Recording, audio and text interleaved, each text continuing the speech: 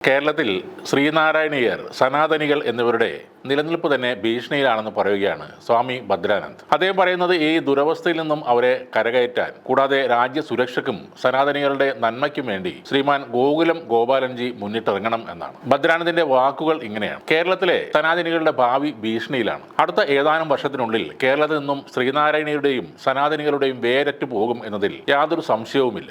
ഒരു വശത്ത് തീവ്രവാദം വളരുമ്പോൾ മറുവശത്ത് മയക്കുമരുന്ന് മാഫിയ പിടിമുറുക്കുകയാണ്. എല്ലാ അർത്ഥത്തിലും കേരളത്തെ രക്ഷിക്കാൻ കഴിവുള്ള ഗോകുലം ഗോപാലൻജിയെ പോലുള്ളവർ സനാതനികളുടെ സംരക്ഷണത്തിന് വേണ്ടി സജീവമായില്ലെങ്കിൽ അത് ശ്രീനാരായണ ഗുരുദേവനോടുള്ള അനാദരവായി തന്നെ ലോകം വിലയിരുത്തും. ഒരു രാഷ്ട്ര പൗരൻ വാർദ്ധക്യത്തിലേക്ക് കടന്നാൽ രാഷ്ട്ര സംരക്ഷണത്തിന് വേണ്ടി അവർ എല്ലാ അർത്ഥത്തിലും പ്രവർത്തിക്കണമെന്നാണ് ഋഷിമതം പറയുന്നത്. അങ്ങനെയെങ്കിൽ ദേശസ്നേഹം ഉയർത്തിപ്പിടിക്കുന്ന ഒരു കാര്യത്തിലും ഇടപെടാതെ സ്വാർത്ഥനായി ജീവിക്കുന്ന 87 കഴിഞ്ഞ വെള്ളാപ്പള്ളിയുടെ നയം ശരിയാണോ? വെള്ളാപ്പള്ളിയുടെ സ്വാർത്ഥപാത തന്നെയാണോ 80 കഴിഞ്ഞ ഗോകുലവും ഇപ്പോൾ പിന്തുടരുന്നതെന്ന് ചില സംസാരമുണ്ട്. എന്തിനധികം പറയുന്നു, ഇവർ വന്ന് സയാമീസ് ഇരട്ടകളെ പോലെയാണെന്നാണ് ശ്രീനാരായണീയർക്കിടയിലെ സംസാരം. നമ്മുടെ രാജ്യത്തെ ഏറ്റവും വലിയ വിപ്ലവ പോരാളിയായ ശ്രീനാരായണ ഗുരുദേവന്റെ പേരിൽ സമൂഹത്തിൽ അറിയപ്പെടുകയും അതേസമയം കടിപിടി കൂടുകയും ചെയ്യുന്ന ഈഴവ സമുദായത്തിലെ ഈ പ്രധാന പ്രമാണിമാരുടെ സ്വാർത്ഥതയും ഭീരുത്വവും കാരണം നമ്മുടെ നാട് നാശത്തിലേക്ക് അടുക്കുമ്പോൾ പിന്നിൽ നിന്നും സന്തോഷിക്കുന്നത് ദേശവിരുദ്ധ ശക്തികളാണ്. സ്വാർത്ഥ താല്പര്യത്തിന്റെ ഭാഗമായി സ്വന്തം ശത്രുവിനെ വിമർശിച്ചതുകൊണ്ടോ അനധികൃതമായി കൂടുതൽ ധനം സമ്പാദിച്ചതുകൊണ്ടോ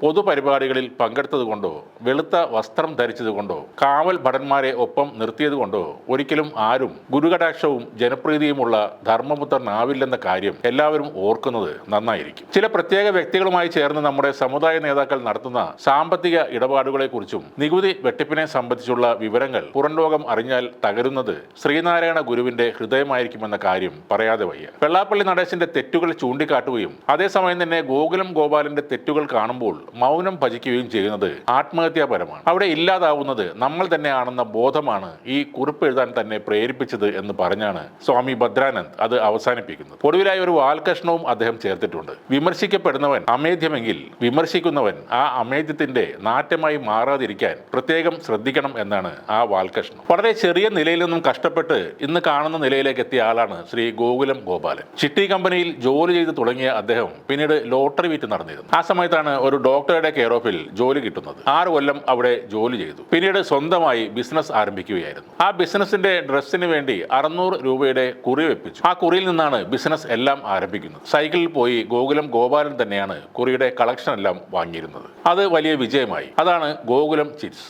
പിന്നീട് വിജയങ്ങൾ മാത്രം നേടിയ ഒരാളാണ് ഗോകുലം ഗോപാലൻ. തീർച്ചയായും സ്വാമി ഭദ്രാനന്ദ പറയുന്നത് പോലെ സമൂഹത്തിന് പ്രശ്നങ്ങൾ ഉണ്ടാകുമ്പോൾ മാറി നിൽക്കേണ്ട ഒരാളല്ല ഗോകുലം ഗോപാലൻ. വെള്ളാപ്പള്ളിയിൽ ഇല്ലാത്ത പ്രതീക്ഷ പലരും ഗോകുലം ഗോപാലനിൽ അർപ്പിക്കുന്നുണ്ട്. മൗനം പാലിച്ച് മാറി നിൽക്കാതെ സ്വന്തം സമുദായത്തിന് അപജയം സംഭവിക്കുന്ന ഒരു അവസ്ഥയിൽ മുന്നിട്ടിറങ്ങി സമുദായത്തെ കൈപിടിച്ച് ഉയർത്തേണ്ട വ്യക്തിയാണ് ശ്രീ ഗോകുലം ഗോപാലൻ. SNDP നേതൃത്വവുമായി അദ്ദേഹത്തിന് അഭിപ്രായ ഭിന്നതകൾ ഉണ്ടായേക്കാം. പക്ഷേ സമുദായത്തിന്റെ നന്മയ്ക്കും നിലനിൽപ്പിനുമായി ചില സജീവമായ ഇടപെടലുകൾ അദ്ദേഹം നടത്തേണ്ടത് അനിവാര്യമായ ഒരു കാര്യം തന്നെയാണ്.